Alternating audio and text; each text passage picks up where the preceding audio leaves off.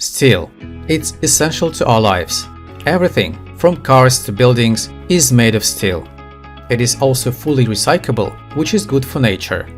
However, steelmaking is responsible for up to 7% of human-caused CO2 emissions. This is why major countries have adopted laws or recommendations aimed at reducing CO2 emissions to net zero. The choice of green technologies and the pace of change vary by region and country. Let's take a quick look at the main trends. Over 71% of world steel is made using traditional blast furnace technology, with the rest produced mainly in electric arc furnaces from scrap or direct reduced iron. Blast furnace technology emits on average more than 2.3 tons of CO2 for each ton of steel and is the focus of the global decarbonization efforts.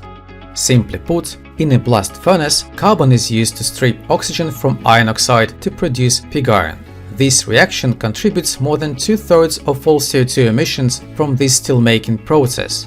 Then, in a basic oxygen furnace, the pig iron is transformed into steel using oxygen, again resulting in CO2 emissions. Steel scrap and other elements are added to achieve the required chemical composition. Once ready, the crude steel is cast into slabs, billets, or other shapes, and then processed into finished products. This phase involves the use of natural gas for reheating or cutting. In Europe, companies plan to replace blast furnaces with direct reduction plants.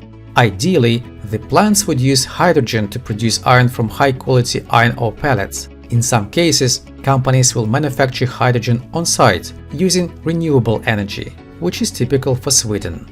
Depending on its quality, the green iron is transformed into steel in an electric arc furnace or a combination of a smelter and a basic oxygen furnace. Ideally, this combination can lower CO2 emissions to 100 kilograms per ton of steel. But in practice, it's not that easy. Weak markets, high costs, and the lack of affordable hydrogen are making companies to reconsider configurations, postpone, or even cancel the projects.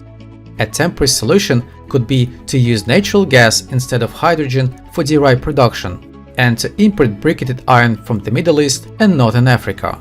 The region may add almost 50 million tons of DRI production capacity using natural gas, some of it specifically for Europe. China and Japan are experimenting with carbon capture and hydrogen injections into blast furnaces, in some cases achieving more than 40% reduction in CO2 emissions. The countries depend on hematite iron ore from Australia, which in turn hopes to monetize its vast resources of magnetite iron ore. Magnetite with low impurities can be enriched to produce DRI for electric furnaces, and there are projects in Australia that may lead to millions of tons of green iron for export to China. And China is actively installing electric furnaces, aiming to increase their share in steelmaking from 10 to more than 20% in 5 years. India, the second largest steel producer after China, is different. It is also dependent on blast furnaces, but up to a third of steel there is produced in electric furnaces from coal gas-based DRI. The technology is not clean, but India aims to become a net zero producer by 2070. Specifically, many projects in India are focused on building solar power capacities to feed electric furnaces and possibly in the future produce hydrogen. As you can see, all these regions and countries have different ways to achieve net zero emissions, and within every country there are many companies with their own specific green steel plans. We collected detailed descriptions of these plans for you in our Green Steel Profile reports. Thank you.